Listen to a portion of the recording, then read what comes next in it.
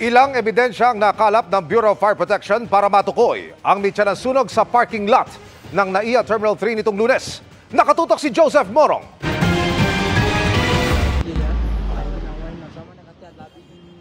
National Headquarters na ng Bureau of Fire Protection o BFP ang nangunguna sa investigasyon sa pagkasunog ng 19 na sasakyan sa NAIA Terminal 3 Parking Terminal nitong Lunes. Kanina, binusisi ng mga tauhan nito ang lugar ng sunog, kabilang sa inspeksyon ng mga natupok na sasakyan. Sa lawak ng sakop ng sunog dito sa parking terminal, itong bahaging ito ang tinututukan ngayon ng Bureau of Fire Protection kung saan posible nagsimula ang sunog. Ang mga sasakyan dito ang kinuna ng mga ebidensya at kinordon pa.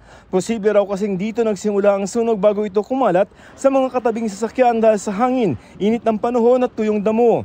Ang mga ebidensyang makikita rito ang pag-aaralan ng BFP para masabi kung saan at ano ang pinagmula ng sunog.